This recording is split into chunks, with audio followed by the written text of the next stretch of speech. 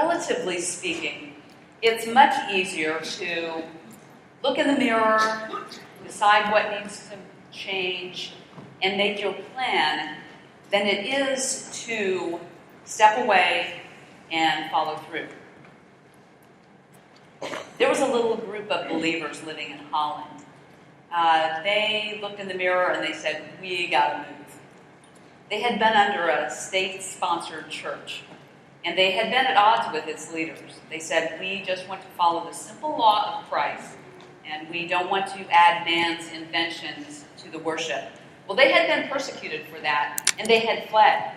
They were living in Holland, and they saw their children leaving the church to pursue sinful ways. It was a very worldly place.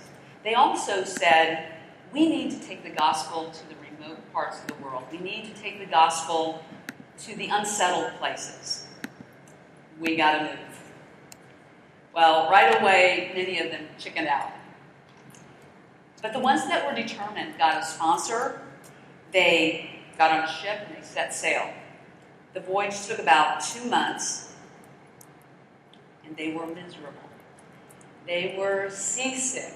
They had diseases. There were many storms. The mast broke. The ship leaked. One woman, Elizabeth Hopkins, gave birth amid all that disaster. And when they arrived, when they were still in the harbor at Cape Cod, Dorothy Bradford fell overboard from the Mayflower and drowned in the icy water. Over the next several months, 2 to 3 months, they went from about 100 people to about 50 people because of disease and the brutal winter. Over the next several years, sometimes they had food, and sometimes they starved. Sometimes they had clothing, and sometimes they went half naked. They didn't go back to Holland, and their attitude was, whatever it takes. Can you imagine getting on the Mayflower in 1620, 8 months pregnant? Yeah, it's easy to look in the mirror, decide what needs to change, and make your strategy than it is to step away and make it stick. Now, what will you do when you step away from the mirror? I hope everyone has a note card and a pen. If you don't, raise your hand and someone will bring you what you need. We've got pens and note cards if you are missing anything. This is very important because I'm going to give you tips and tricks that make it stick. I want you to write these on your note card. I'll tell you when to write them down. Write these on your note card, and I want you to keep this note card until the day you die. And put it in your backpack or in your purse or in your top drawer. And I hope that you will have added to it, the list. Christians have no choice but to transform. Here's just one verse that teaches that. "But we all, with unveiled face, beholding as in a mirror the glory of the Lord, are being transformed into the same image from glory to glory, just as by the Spirit of the Lord." 2 Corinthians 3:18.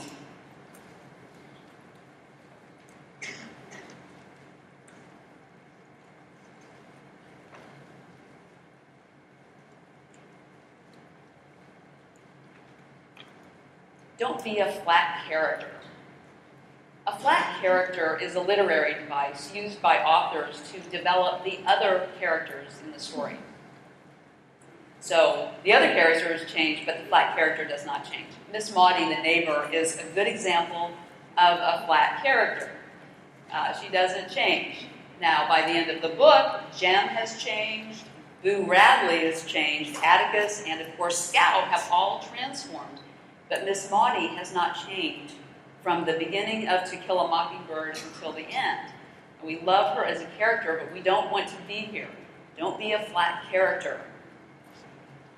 Now, if you determine not to be a flat character, it's going to take self-discipline. It doesn't just happen overnight to transform yourself. takes self-discipline. You can have all the motivation in the world, And you can listen to 1,000 sermons. You can love the Lord. But if you don't have self-discipline, you will accomplish nothing.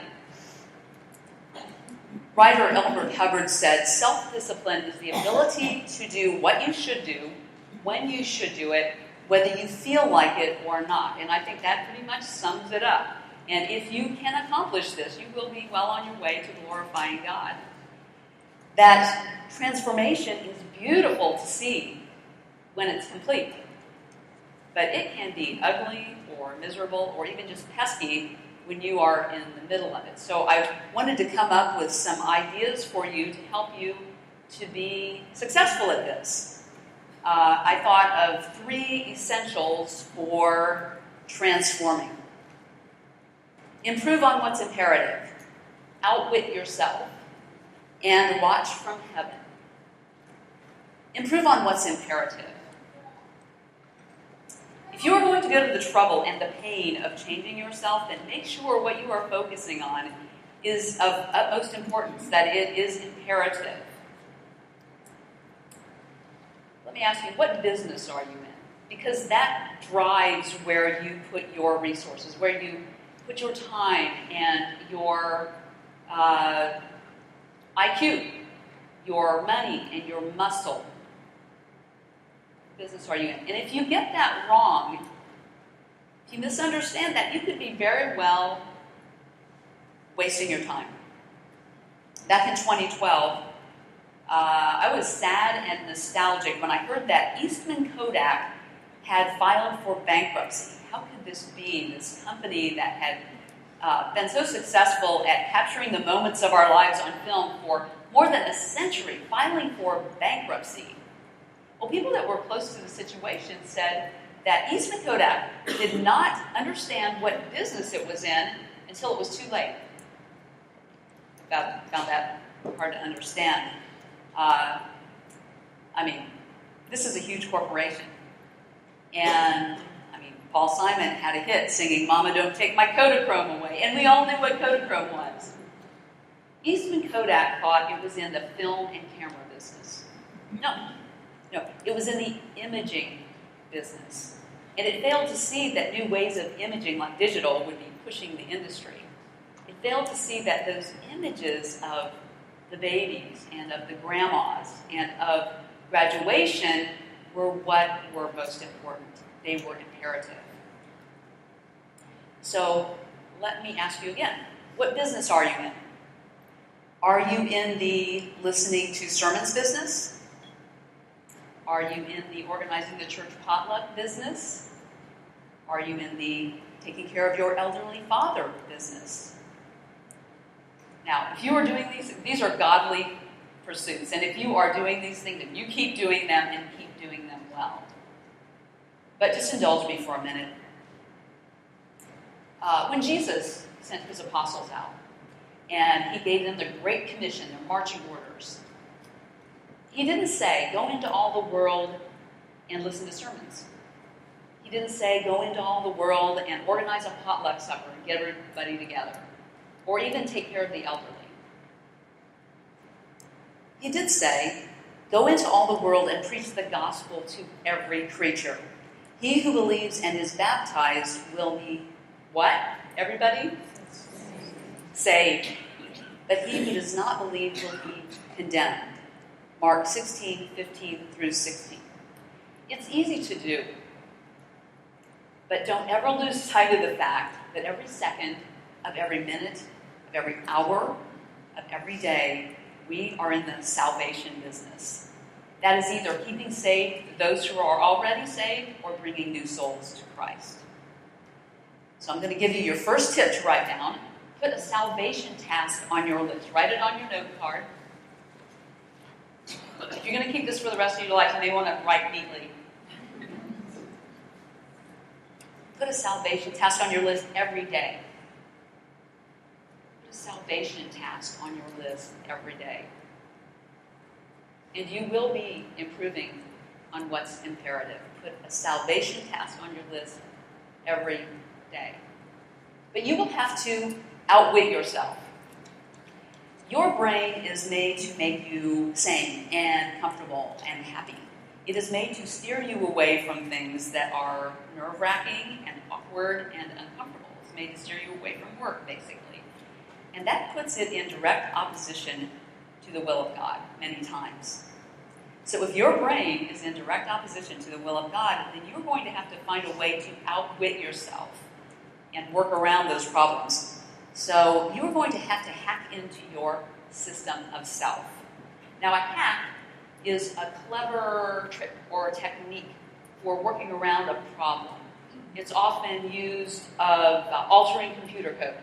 You have your original code, and you introduce a string of code that causes the original to work differently, maybe faster or in some way differently. So you're going to have to figure out what makes you tick and what's keeping you from doing the things you really want to do, and then you're going to have to find a way to hack into that system of self. Now let me tell you about a hack. A hack is inelegant. A hack is not pretty. But one thing's for sure, a hack works. So if you're trying to do things the ideal way, and it's not working, then there is no shame in using a hack. So write this one down. Make it part of your password, the task that you want to do. Put a little hint, when you devise your password, put a little hint in there that reminds you to do that thing.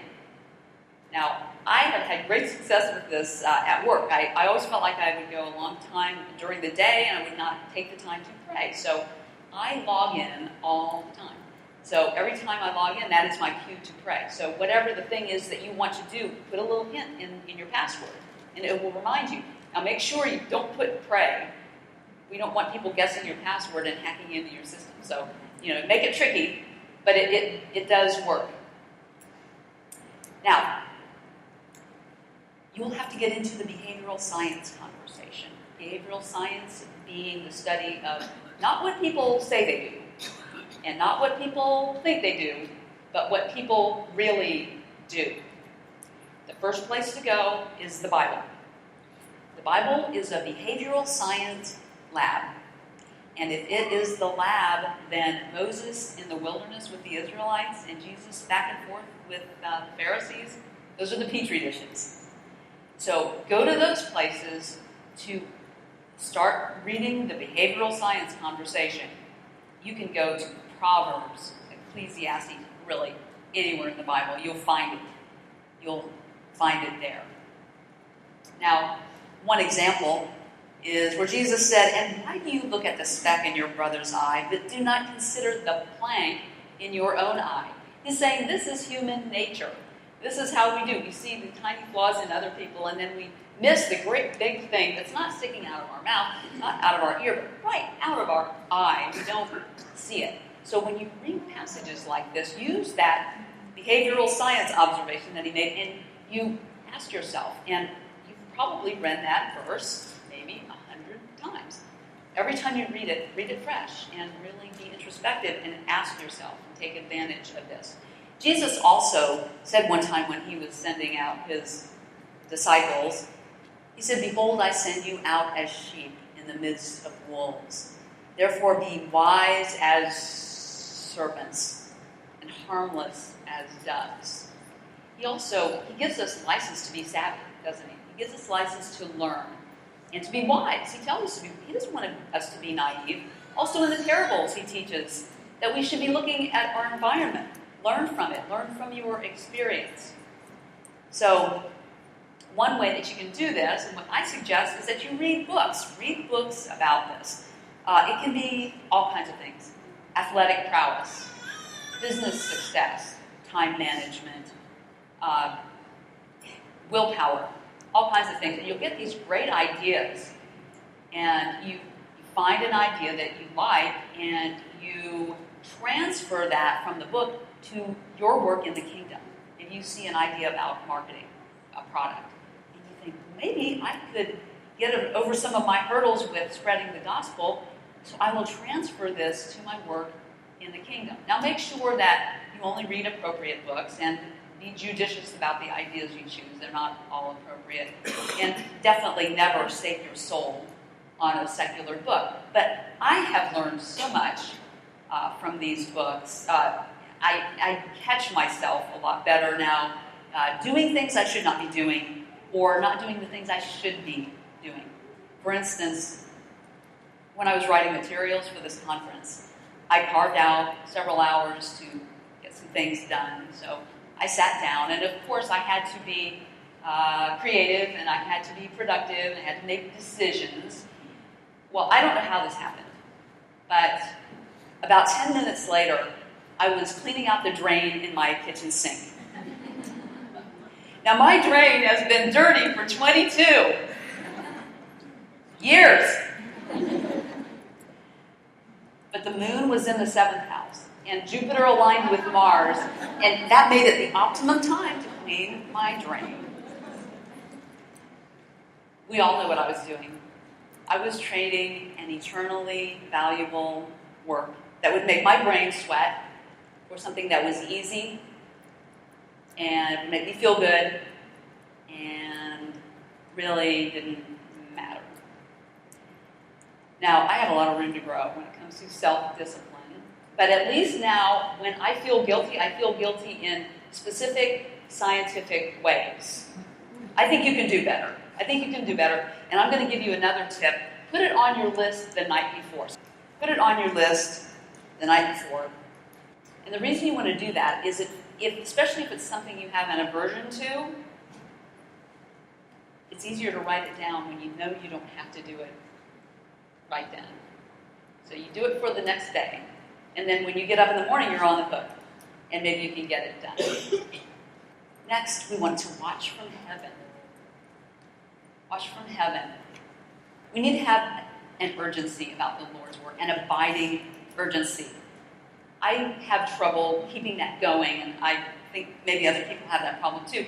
One factor that I think puts a big dent in our willpower and our urgency, our sense of urgency to do the Lord's work, is what we perceive as a low return on investment. Let me tell you what I mean. Let's say that you decide that you want to spread the gospel more, so you're going to invite a lot more people to Bible studies or to study the Bible with you or come to church. So you invite someone, and she says, no thanks. So that kind of fell flat.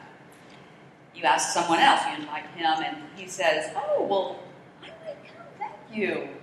Then he doesn't come. So that kind of fell flat.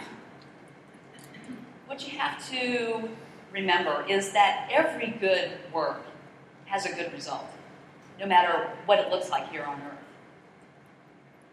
Now, if you have to see by faith and not by sight.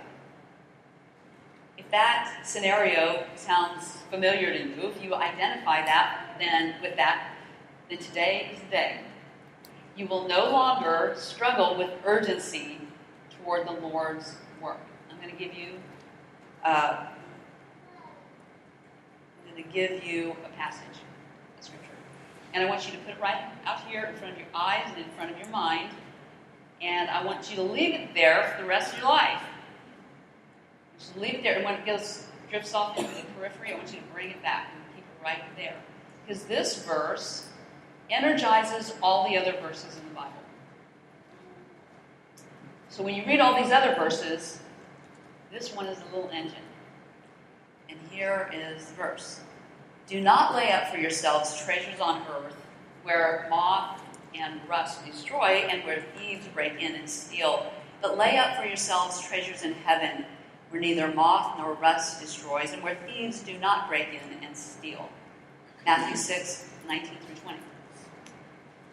Jesus lets us in on a little behind-the-scenes truth. He didn't have to tell us this, but he did. Every good work, even the ones that look like they fell flat, defy gravity, and they rise to heaven. And they don't just go into some abstract general holding tank. This says, lay up for yourselves, so they're in some way attached to you. So they are in your account. And what's more, this is not minimum wage in heaven. This is treasure in heaven. Now, when I find myself not clamoring to do the Lord's work and lay up those treasures in heaven, I apply the money test. Here's how it works. Pretend that a philanthropist will give you $1,000 for every time you do that task that you have trouble getting done. You get $1,000 every time, no strings attached. And I see some of you doing the math out there. Would you say, well, I can't participate in that because I get tongue-tied when I talk to people. I feel really awkward talking to people and inviting them, and especially people I don't know. I can't do that. Or would you say, well, I can't participate because I invite people all the time and nobody's interested in the gospel, so I can't do that. I don't think so. I wouldn't. I would be like counting and saying, I could easily make $50,000. And even if you said, well, I would never be so mercenary, I mean, you could at least take the money and donate it to spreading the gospel. So I don't think anything could stop us. I don't think anything could stop us. So I'm going to give you your next tip, and that is, would I do it for money or fame? Would I do it for money or fame? Now this one will keep you honest, so you write that one down. Don't leave that off your list. Would I do it for money or fame? So watch from heaven to see the real treasures. Now I've got a few more. Write these down. Tie it to an established habit. So something that you already do. For instance, when I would drive the girls to school, my habit was to turn on the radio. And I made a rule that I couldn't turn on the radio until we had sung a hymn. And so when I would go to reach for that button, I'd go, we're going to sing a hymn first. And many times we just sang hymns all the way to school. So we never turned the radio on. So tie it to any established habit. Set an alarm. I know that sounds like a no-brainer, and it's just too easy, but we use that all the time for other things. Set an alarm. If you're having trouble getting something done or improving in some way, set an alarm on your watch or your phone or your stove. Set an alarm. Have your tools available. Let's say you're going to invite people to church. Get those little cards that say where and when and the website, and put them where you will use them. Put them by the front door, in your purse, in the car, on your desk at work. And for me, they remind me to invite people, and they also keep me from wiggling out of it. So they really help. So have your tools, whatever they are, if it's the directory at church or whatever, have your tools ready. Do it first thing in the morning. Experts agree that most people have their biggest supply of willpower first thing in the morning. And also, so get those things done, the big things done first. And I'll just throw this in. If whatever is your most productive time of the day, don't waste it on mindless household chores. You use that time for things that take guts. Use it for things that take willpower. Well, are you ready to get moving? Then step onto the ship. You will be seasick, and there will be storms. The mast will break. The ship will leak. Just get used to it. It may very well be that you have to go through labor and delivery. But don't you let anybody or anything stop you in your transformation. Don't you let anybody or anything slow you down in your transformation to the glory of God. Improve on what's imperative. Outwit yourself and watch from heaven. Remember, you can't take it with you, but you can send it on ahead. Thank you so much for your kind attention. And now we will complete this session with a word of prayer.